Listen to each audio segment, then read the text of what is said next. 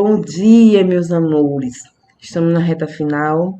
Essa é a segunda parte do assunto da verificação, né, de vocês, sistema glandular. Já fizemos o início da revisão na aula passada. No início dessa revisão, a primeira parte, falando sobre as glândulas, né? As glândulas são estruturas que produzem uma secreção. Se essa secreção, né, como eu falei na aula passada, ela cair dentro de um ducto ou for lançada para fora do corpo, é uma glândula exócrina. Se essa secreção, que aí nesse caso chamamos de hormônio, cai dentro da corrente sanguínea ou dentro de algum órgão, nós chamamos de glândula endócrina. O conjunto de glândulas endócrinas forma o sistema endócrino. E o conjunto de glândulas exócrinas forma o sistema exócrino. Vamos começar então pelas glândulas exócrinas. Bom, como eu falei, ela produz substâncias que vai ser liberada ou em uma cavidade, um ducto, ou fora do corpo. Só quem produz hormônios são as glândulas endócrinas. Isso é muito importante destacar para vocês. E quais são as glândulas exócrinas? Nós temos as glândulas sudoríparas, que produzem suor, as glândulas lacrimais, que produzem lágrimas, as glândulas salivares, que produzem a saliva, as glândulas sebáceas, que produzem as gorduras, óleos, que são eliminados na pele, ou seja, fora do corpo, e as glândulas mamárias, que produzem o leite. Bom, aqui eu tenho um exemplo da glândula sudorípara, eu tenho aqui ali, e observe que essa glândula sudorípara que produz o suor, e esse material vai ser lançado através de um ducto, para fora do corpo. Então, ficou bem claro que é uma glândula exócrina. As glândulas lacrimais, elas ficam acima dos olhos, elas produzem as lágrimas, e as lágrimas vão sair por onde? Para fora do corpo. Glândula também exócrina. As glândulas salivares, elas produzem a saliva, que vai ser liberado para uma cavidade, que é a boca. As glândulas salivares, a gente tem do tipo glândula parótida, a glândula sublingual e a maxilar. As sebáceas, tá? Aqui eu tenho a glândula sebácea, que ela vai produzir uma gordura que vai ser liberado para fora do corpo. Glândula exócrina também. E as glândulas mamárias. Aqui eu tenho esses lóbulos eles vão ficar ricos de leite. Esse leite produzido vai ser encaminhado por um ducto e será liberado para fora do corpo. Agora, as glândulas endócrinas. Bom, essas secreções produzidas pelas glândulas endócrinas, eu vou chamar de hormônios. Esse hormônio, ele vai ser liberado ou na corrente sanguínea ou dentro de algum outro órgão. E o sistema endócrino, ele atua em conjunto com o sistema nervoso. Alguns exemplos de glândulas endócrinas, eu tenho o hipotálamo, a hipófise, a tireoide, a paratireoide e a suprarrenal. Bom, a hipófise, ela fica localizada no lado, na lateral do corpo, na lateral esquerda. Aqui em cima, nessa estrutura aqui, eu tenho o hipotálamo. E aqui, ali, eu tenho a hipófise. Essa estrutura aqui, eu vou chamar de lobo. Eu peguei essa imagem aqui e ampliei. O lobo, a hipófise é dividida em dois lobos. O lobo anterior, que eu vou chamar de adenohipófise. Por quê? Porque a origem dela é do tecido epitelial. E a parte posterior, né, ou de trás, eu vou chamar de neurohipófise, porque ela tem origem no tecido nervoso. Bom, o lobo anterior, ou adenohipófise, ele produz alguns hormônios. A prolactina, que ela está relacionada na produção do leite, tá? Também junto com o sistema exócrino. O gonadotrófico, que está relacionado na produção de hormônios sexuais e gametas, seja ele masculino ou feminino. A tireoide, que está relacionada com o metabolismo, as reações químicas que ocorrem no nosso corpo. A adrenocorticoide, que elas atuam acima dos rins, né? A suprarrenal, elas estão relacionadas com os mecanismos de controle de minerais do nosso corpo e também com os mecanismos de fuga e de defesa. E o somatotrófico, que está relacionado com o processo do crescimento.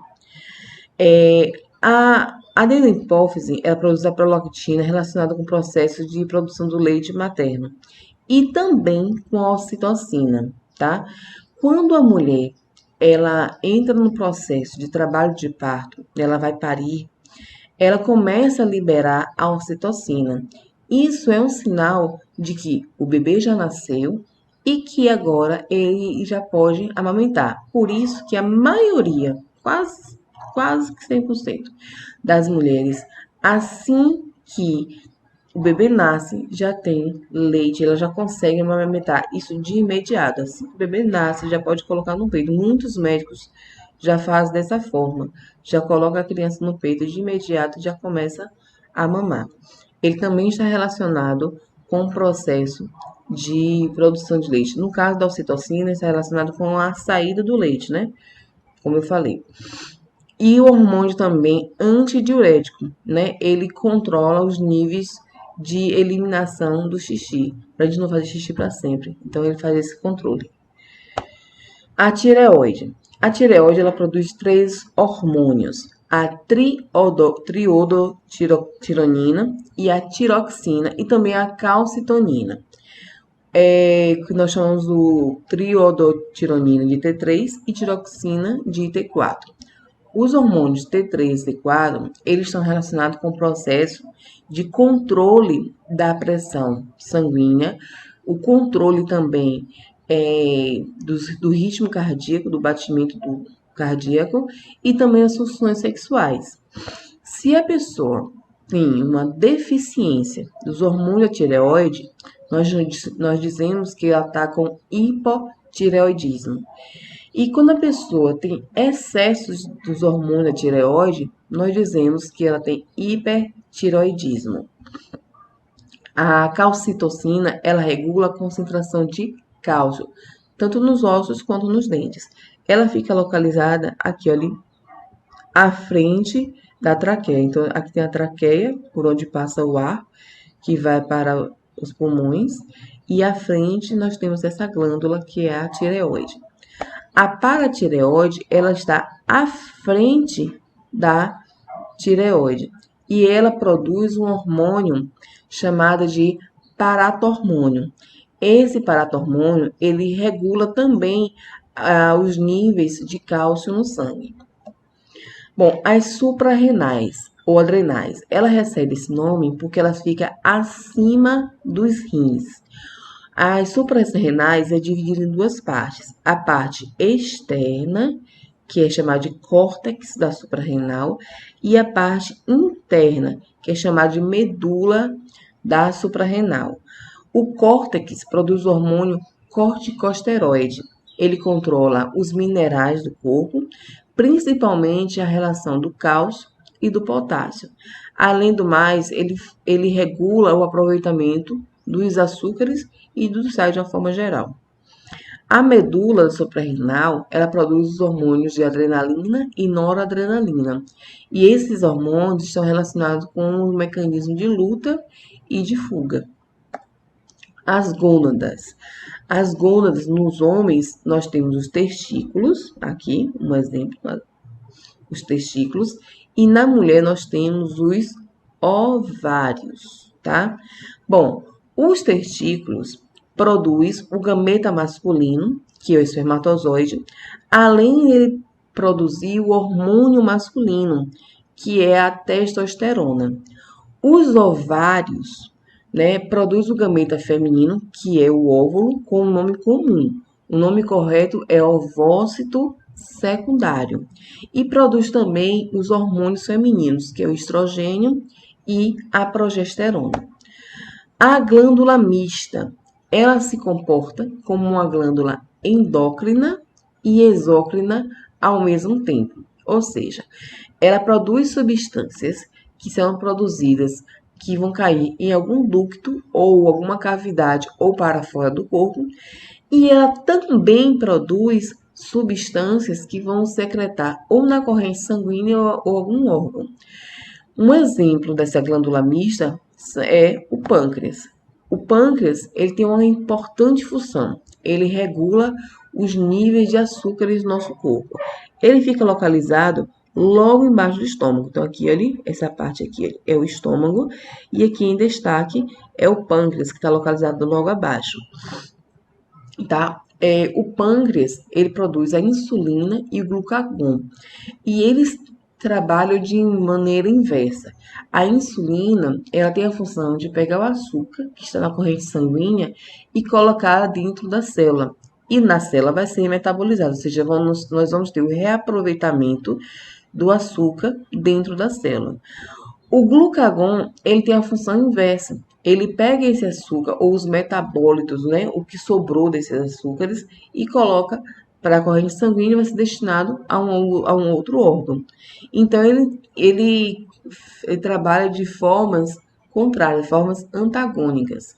É importante destacar que, se a sua insulina está em baixa concentração, isso quer dizer que vai ter mais açúcar na corrente sanguínea do que na célula. E a depender desse nível, a pessoa pode estar com um processo chamado de diabetes. Existe o diabetes tipo 1, que é congênito, ou seja, a pessoa já nasce com uma deficiência na insulina e, consequentemente, ela nasce com diabetes. E ela pode ser adquirida ao longo do tempo, ou seja, quando a pessoa ingere muito açúcar, a insulina ela fica sobrecarregada e não consegue colocar todo o açúcar dentro da célula. E, consequentemente, ela vai ocorrer um excesso de açúcar no sangue, caracterizando o diabetes mellitus tipo 2. E finalizamos agora a nossa revisão para verificação, tá? Do assunto. Então, eu peço a vocês que estudem, que voltem no vídeo, que estudem, peguem o slide que eu já mandei para vocês e estudem eles novamente. Tenham um bom dia e bons estudos.